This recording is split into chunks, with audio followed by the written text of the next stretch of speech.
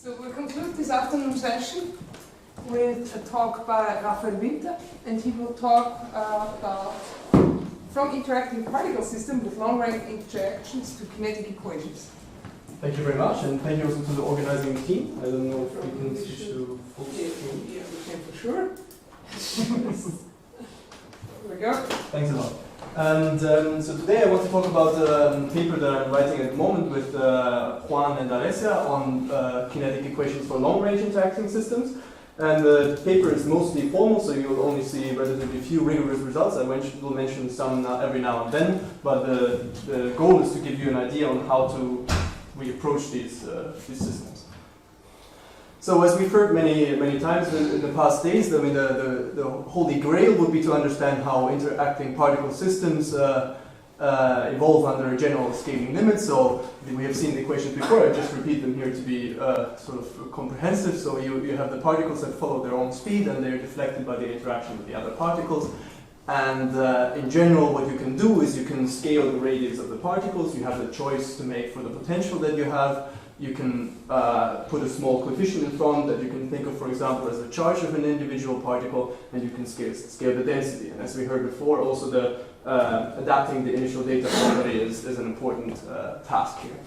And then you look at the empirical measure of these particle systems. Let's call this empirical measure mu. And now I will not write the dependence on all the scaling coefficients, but they're all there.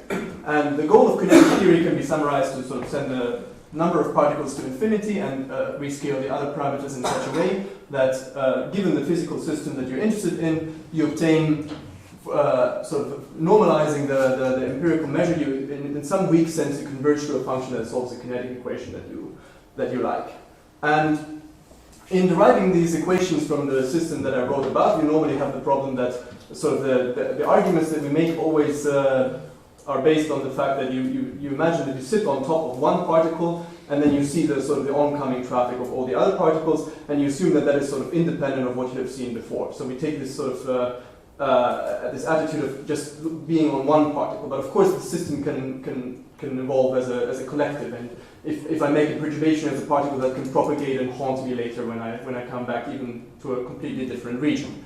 So how these things spread in particles in an interacting particle system like that is in general extremely difficult to understand, in particular when you look at Landau limits, so limits with a lot of collisions. So there's some other models that one can consider that sort of reflect. First, okay, here's something.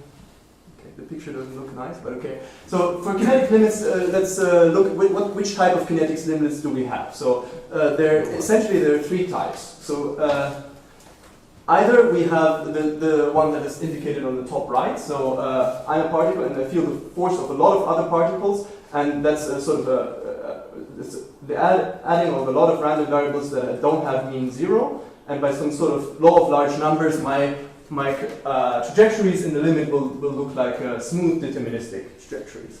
Then there's the other one. I'm a particle and I hit every now and then one particle and get a random collision of order 1. And the collisions are independent. Then the trajectory might look like on the second picture. And Mario has talked about this in his talk, how you have to rescale the parameters so you get an evolution like that. So the trajectories would typically look like that. The particle travels for an amount of order 1, then gets a collision of a deflection of order 1 and travels again and so forth. And now there's the picture that's sadly the most important one that we can't see at the moment is the case where you have a lot of collisions and all of them have mean zero, but they have a sort of positive variance and you add a lot of them. And then, I mean, if we have a law of large numbers on the top right, then we have sort of a central limit theorem type evolution on the bottom. And then instead of converging to these deterministic trajectories that we see there, we converge to some sort of we observe a diffusion in the velocities. And so sort of the corresponding equations are the Blassian equation for the deterministic trajectories, the Boltzmann equations for the one that experience one collision per unit of time, and then we have the sort of, typically we would think of the Landau equation and the recoupling limit for the ones below. We will talk about a different limit with a small correction later. Okay, so now there are some other models because these interacting particle systems are so difficult, and also because for some physical applications is actually important. There are some other models that have received some attention. For example, one could actually say, okay, if we want to look at one particle and see what happens to that particle, then let's just do that. So we have this blue particle here, that we fix that and follow that one, and the rest of the particles will just be seen as scatterers that are fixed in space. So let's say we take a Poisson distribution at the beginning, we put the scatterers in space, and they stay there forever. They have sort of infinite mass, and then we look at the interaction. And the interaction of these particles might be a hard sphere interaction, but it could also be sort of a soft potential. So you could, you might penetrate these disks around the green particles, or whatever color they are actually wrong. And in this limit, then you can obtain the sort of linear variance of these equations. So in the Boltzmann-Grad scaling, you would get a Boltzmann equation. In the weak coupling equation, you would get a variance of the Landau equation. And these models, as you can see, have received a lot of attention with the footnotes below. So a lot of the people mentioned they're also here now in this room, but this list is also everything but comprehensive, so there's you could double it easily. And okay, then if we want to go back to think back of the interacting particle systems, then maybe there's a small we can get closer to the interacting particle system, which is by taking again the blue particle and we follow that one. And we take the background, but now we make the background moving. And the only simplification that we make is that we don't impose an interaction between the background particles, the green ones. So they don't see each other, they only see the blue one, and they only interact with the blue one. This model is called the Rayleigh gas, and particularly is important if, for example, the background is a heat bath, and then you inject one particle with a different velocity, and then you look what happens to this particle. Okay, and in these limits there are also some, with Alessia and Bertrand Lodge have recently published a paper, but the story of the Rayleigh gas model goes back a long time. There have been a lot of papers also on this, and you obtain sort of the linear version of the Rayleigh-Boltzmann equation, it's called. And okay, if you think about how this relates to the interacting particle system, you might think, okay, now the background particles are not interacting, so their densities are actually not really changing because their velocities don't change. But if we sort of artificially here say, okay, we think of them as behaving the same as the blue. The green should be the same as the blue. So in the operator, let's just artificially change this one over time, then and make G dependent on time. Then sort of the equation that we would get is the correct one. So sort of a non-linearization of the equation would be the correct one. So in some sense, this is a model that is relatively close to the interacting particle systems in terms of the equations that we obtain. Okay. Now there are some limits where this method actually doesn't work, and I think they're not so well known. So I will spend a little time on that. So let's take a potential phi that can be perfectly smooth and compactly supported. So the argument I'm going to make does not depend on the fact that we have a power law potential or anything like that. And we look at the same equations of motion, but we look at a different scaling, which is not the recoupling limit that Mario discussed or the Boltzmann-Grad limit, but it's a one where we take a small scaling parameter epsilon, which is the radius of the particles, and we sort of make a weaker interaction, but we put more particles than in the recoupling limit. And then the dynamics actually change, even for a smooth, compactly supported potential. The limiting equation will, it cannot be the Boltzmann equation because we have weak interactions. So, we don't experience one collision per unit of time, but we experience, the paradigm is the same of experiencing many collisions with mean zero and a positive variance. So it should be more of a Landau type, but it's not actually the Landau equation. There's a small correction to that. And how can we understand what is actually different? So first of all, if you look at the scaling, then if you look at the sort of just initially, you look at one particle and you draw the radius and you just count how many particles are inside that disk. Then in the recoupling limit, that number is of order 1. But for our limit, that would actually diverge to infinity. This is why you could call it also a system of long range, because compared to the interparticle distance, the radius of the particles is actually large. But there's another quantity which is sort of, as a non-dimensional quantity, you can understand rather easily. So if we look at the kinetic energy of the particle, since we, without loss of generality, always assume that the mass of the particle is 1, then the kinetic energy in both limit scales like 1. But now let's look at the potential energy. Let's call Z the number of particles in this disk of influence. Then you can, if you compute the potential energy of a single particle, then you see that in the limit that I described above, the potential energy scales like 1, and in the recoupling limit, the potential energy actually scales like 0. So if you divide the two quantities, you get a non-dimensional quantity that in one limit converges to 0 and the other one not. So clearly, I mean, from that point of view, these limits are different. Okay, and so what is actually the limiting equation for the scaling limit above? So that's the Balescu-Lenard equation, and it looks as follows. So if, I mean, essentially from the matrix structure, you have this sort of Fokker-Planck type, nonlinear Fokker-Planck type equation, and from the matrix structure of this matrix A, it looks almost like the Landau equation, just that you have this correction in the denominator of this function epsilon, the absolute value of epsilon squared. And this function epsilon is called the dielectric function, and I just write the formulas here for sort of to be complete, but so you can, you take a Radon transform, then you can Cauchy integral of that, and then you plug that into this dielectric function. You put it in the denominator, you square it. So the operation that we do there is quite tricky. So the dynamics is extremely rich. I will not go into the details of the formulas there because I think it's better to understand it from a different angle. I mean, I think the derivation from sort of cutting a hierarchy or these typical techniques, I don't think they say much. The only thing that I want to remark is that the important thing sort of is that it's a scalar correction, so it doesn't change anything in the tensorial or matrix structure of the Landau equation. And the consequence of that is that just because the equation is not so well known, the properties of the equation are almost the same as for the Landau equation. So it preserves, that's pretty easy to show, at least formally, it preserves mass, momentum, and energy, and preserves non-negativity of the solutions, and there's also an entropy dissipation inequality, so you expect also Maxwellian equilibria. And of course that's connected to the fact that we don't actually change the matrix structure. That is the same as for the Landau equation, so in that case the scalar correction doesn't change all these properties.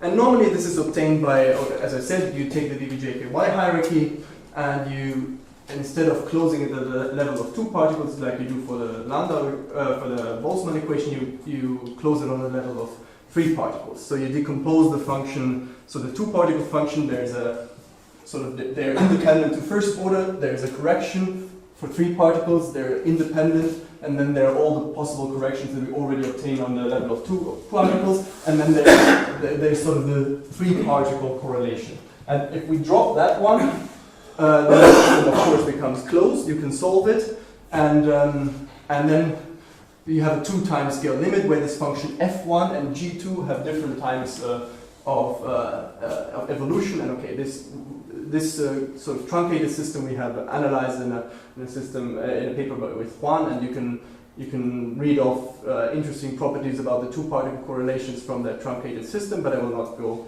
into too much detail there. So from this ansatz you can derive the equation in the scaling limit. Okay, now, but how can we understand what really happens if we in this limit? Why is it different from the Landau limit? So if we put the particles initially, let's say with a Poisson noise and some initial density, let's say the velocities of the particles, let's say, are some variables vi that are all independently distributed according to some function fi of v. So then what happens? So to the first order, if we put enough particles, the empirical measure will almost look like a continuum, right? I mean, so to the first order, what we just observe is if n is the number of particles per unit of volume, then the empirical measure will behave like, to the first order, like a constant density, and then the next order correction will be some Gaussian distributions. So there will be the typical square root n correction where zeta is some Gaussian noise. Okay, and now let's just see what happens if we if we look, let's throw away the noise for the moment. Let's just pretend that initially we have a constant density, and let's put a particle in that density and let it evolve. Then if you just pretend that the empirical measure is constant, then the equation that it solves is actually this Vlasov type equation that we have here for the function h, coupled with one moving charge. Okay, and then you can solve sort of the steady state for that. So over time, this will the particle will travel through that background, and around it there will be a traveling wave solution of the Vlasov equation. So the picture will be sort of like that. We have the particle traveling here. There will be a correction in the density induced by the particle that travels with the particle through the medium, and due to the fact that sort of the particle has to excite the background, it will not be sort of symmetric around the particle. So then, I mean, if it's attractive, there will be an excess of particles behind the particle and a smaller excess of particles in front of the particle, so the particle will experience a drag force. This can be, I mean, before we said the potential energy is of order 1, so if the particle creates a potential in the background of order 1, that means it has to give off some of its kinetic energy. So that means that this correction that it induces actually the background through some friction force takes some kinetic energy from the particles over time. So this is in the recoupling limit, this does not happen. So the particle in the limit can just pass through the background without passing anything to the background. And this is an effect that we have in these type of limits. Okay, and so sort of what I will present now with what happens to the noise is an idea that also in the physics literature is already known. There is a paper that goes back to Piasecki and Samel from 87, and recently Lancelotti has also looked at this from a more mathematical perspective, so doing the stochastic analysis for this. So what happens, we said before, so the empirical measure behaves like a constant density and a Gaussian correction. So now we looked at what happens to the constant density. What happens to the Gaussian correction? Well, if you write down the equation and you sort of do the approximations, then the Gaussian noise actually also is propagated by a Vlasov equation.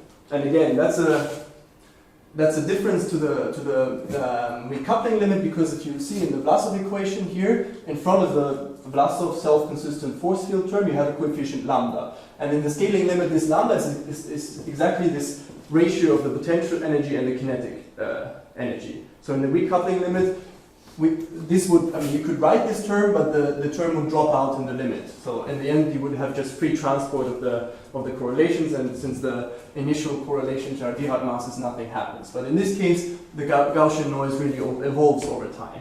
So now we know sort of to the second order, how does the background behave? We know what happens with the particle and the constant density, and we know what is the behavior of the next order. So what we can cook now is sort of again a model with a tagged particle that can reproduce this sort of corrected limit that we have. So we take a particle, again one fixed particle without loss of generality, we put it at the origin, and we distribute the velocity according to the same function fi of v, and then we just put it in an environment with a random noise that is propagated by the Vlasov equation, and we take into account the correction that the particle will induce in its background. So we will have sort of, it's not a Lorentz model, it's not a Rayleigh model, but it's sort of a third type of tagged particle model for these interacting particle systems. And and with this coupling of the particle with the background and the Gaussian noise, if you compute the corresponding kinetic equation for the particle, you can actually recover that the Balescu-Lenard equation is the one that you obtain from this.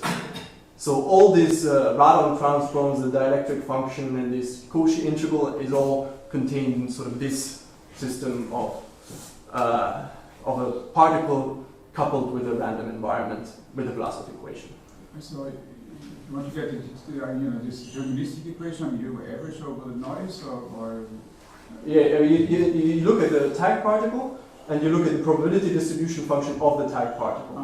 Okay. And that one in the limit will solve the Balescu-Lenard equation. So you really reduce it to just looking at this one particle.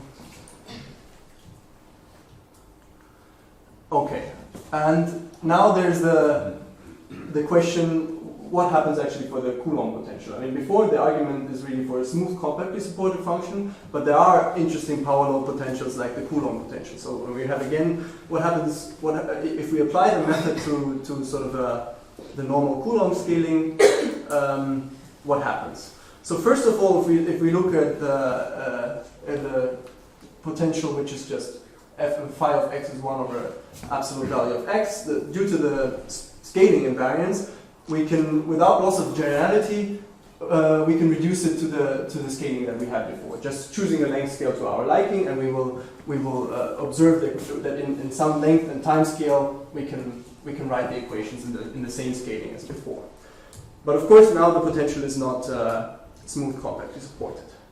And in fact, I mean, when we write down for the Coulomb potential the force that acts on a single particle, that's not a trivial task to do. So there's a paper by Alessia, Sergio, and Juan from last year where they showed that if you want to do that and you don't have electron neutrality for the system, then it doesn't work. So you have to either look at a system where you have opposing charges. Let's say you have protons and electrons, or you have electrons and a constant negative charge. But you have to sort of balance the charges, so the theorem would be that there is no translation invariant measure that for a Poisson distribution has the Coulomb singularity in these corresponding points. That can only happen if you have electron neutrality. And an easy way to see this is if you want to just define the force by taking the limit r to infinity in this sort of convolution with the empirical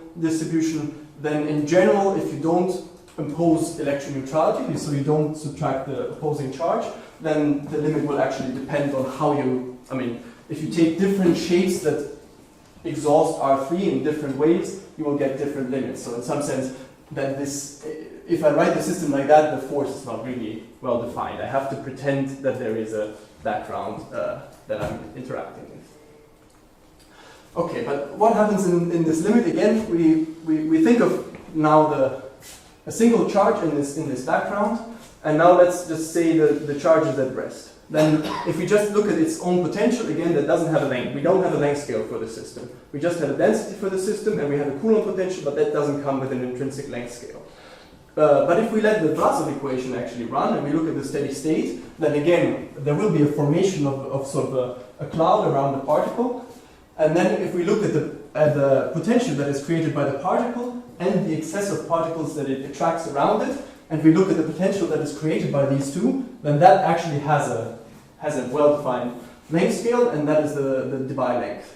This observation was actually an exercise from the Landau-Lifshitz book from, I don't know, 73 or something, where they show that this Debye length actually just comes out from steady states of the Vlasov equation. So the same argument as before, the paradigms are the same. We just pretend we're one particle in a background. Then the Vlasov equation gives the Debye length. Okay, but I mean the singularity of the potential has the effect that if particles become close enough to interact, they can actually yield deviations of order 1. So there is a sort of a collision length, which I will call L epsilon. So if by chance two particles come too close, we will actually have sort of a Boltzmann-like dynamic. So if we want to look at what happens now, I mean, sort of with the effective interaction, we know that there is now our Coulomb potential has a length scale. So due to this Vlasov screening, there will be a cutoff here at epsilon, and okay, actually it has a singularity here. So there will be a length L epsilon where you have Boltzmann collisions. So what we do is we split the potential in two. One that is supported in this region, we call this phi epsilon 1, and one that is just supported sort of in the outside of that region. And now the particle system, we sort of split the particle system's interaction in the interaction that are associated to these two potentials. And I mean, if you do the usual dimensional argument how many particles are in a collision cylinder, then you will see that in the timescale that I chose before, this Boltzmann type potential phi epsilon 1 yields corrections or an evolution in the system in the time scale t. So just in times of order 1, we will have corrections to the density due to these Boltzmann collisions. But now what happens to the other part that is sort of, okay, maybe I should indicate more clearly. So this collision length here is actually epsilon. Here we have epsilon squared. So both of these lengths converge to 0, and we have an intermediate region here. And in this intermediate region, we have sort of Landau type collisions. And in which time scale does this have an effect on the particle system? So it's again the same picture. So here at the bottom we have the Boltzmann collisions. If we go too far away, the device screening will take care of the potential. So now we have a well-defined length. Okay, we split this region into dyadic regions due to the scale invariance of the potential. That's actually beneficial, and we look at the deviations that are created. So let's take a particle that travels horizontally, and now we have these dyadic regions AK from epsilon to epsilon squared, and we look at all these dyadic regions and the contribution that they have on our particle. So dk would be just the deflection that the particles get due to the interaction with the particles in this dyadic region. And if you compute the variance of, so how many regions of those have we? I mean, between epsilon and epsilon squared, we have actually log epsilon of these dyadic intervals. And if you compute the variance of all these deflections, they're all of the same order of magnitude. They're all of the same of the order of magnitude of time.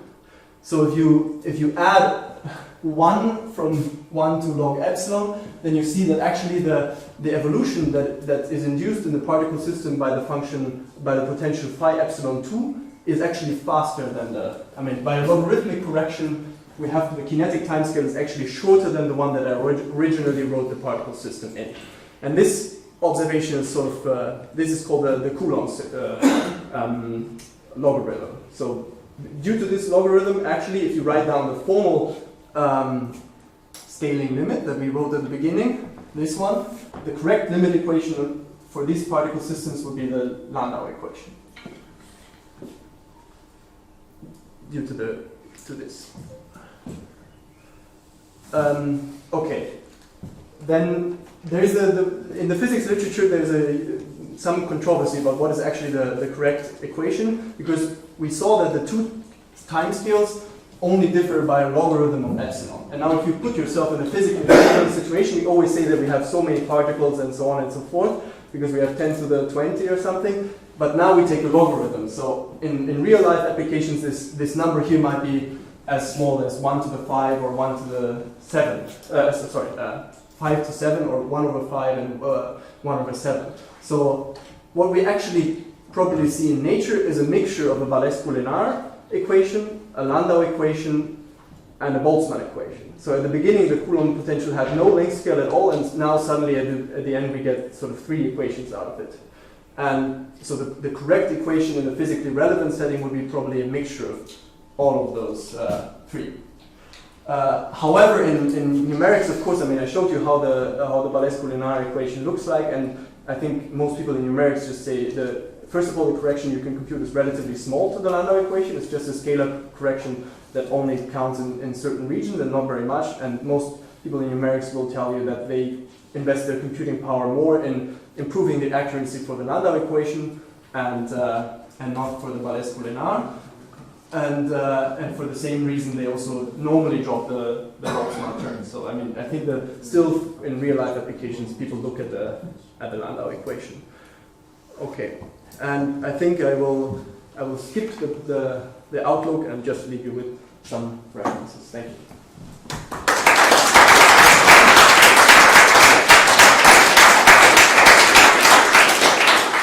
Thank you very much for the talk. Are there any questions or remarks? But this is maybe more mathematical question, but now we do Coulomb potential in 3 dimensions. If you do this in arbitrary dimension, do people ever look at that? Of course, physically you want to have 3 dimensions, but you could think of a 2-dimensional case, and it's maybe okay. It's just a question. So we have analyzed what happens to other power law potentials. Yeah, no, but other dimension of space. Which of course changes the Coulomb potential, right? But it seems to be that sort of the critical potential in every dimension is the one where you see this effect. And if you go with the homogeneity higher, you see Boltzmann equation. And if you go lower, you actually get sort of non-kinetic limits. But it seems to be that there's always this threshold value where you... If I may ask a second question. So now we have low density and we have Hausdorff, and now we have also the Landau equation and the plasma. I mean, have you now exhausted all possible limits, or is there something which is sort of still somewhere under the buck and we just don't know about it? Or? I think if you restrict to all particles having the same size and I don't know. I mean, you know, within that framework. Yeah. Okay, in that very traditional framework, I think we're now There's something connected with this. It's just mathematical curiosity. I mean, you have Boltzmann graph, with coupling and plasma scaling. Now, you should consider something intermediate scaling. In some sense, you can introduce a parameter, let's say alpha, in which they don't scale exactly like plasma or like a weak coupling. For instance, for Boltzmann and weak coupling, the equation with an intermediate between low density and weak coupling is always Landau. So my question is, if you do the same, interpolating with coupling and plasma limit, what you get? Balescu-Lenard, or did you try to this? I mean, it's just a curiosity. So I think there's this sort of 0-1 law. I mean, if you pick a scaling, that scaling will pick an equation. I mean, you will end up with. I mean, if you do this scaling that you just put one charge in front of the potential, that is the same for all particles, and the radius scale is the same for all particles, and then you scale the density, I think you will get either of those equations. The only setup where you really get mixture is this sort of. I'm not saying mixture. For instance, from Boltzmann and Landau, when you take a mixture, you scale. I don't know. Instead of square root of epsilon, you put epsilon to some power alpha,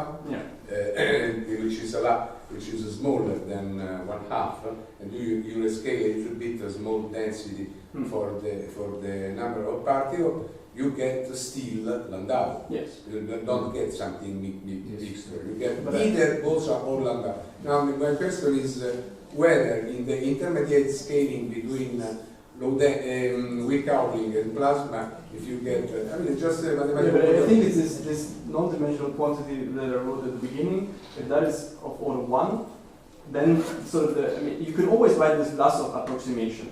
And either the factor scales to 0, then you get Landau, or this factor is actually 1, then you get Balescu-Lenard. But there is no in between. Either you scale that value to be of order 1, or you scale that value to go to 0. I decide to scale. So if the limit doesn't exist, I mean, if the limit you exists, scale a posteriori, or I mean, posteriori. Okay. Yeah, then I mean, if you do that, I mean, normally the easiest thing to get is actually from Balescu-Lenard to Landau. Because then, I mean, there are some rescalings where you actually remove the denominator again, and in some sense, that's what happens in the Coulomb potential, because we go closer and closer to the region where we have the Boltzmann collisions, and where the shape of the potential is actually not affected by the device screening. This is why in the end, for the Coulomb potential, we don't get Balescu-Lenard, but we get actually Landau, and that is, I think, the scaling that is the easiest to do. Okay.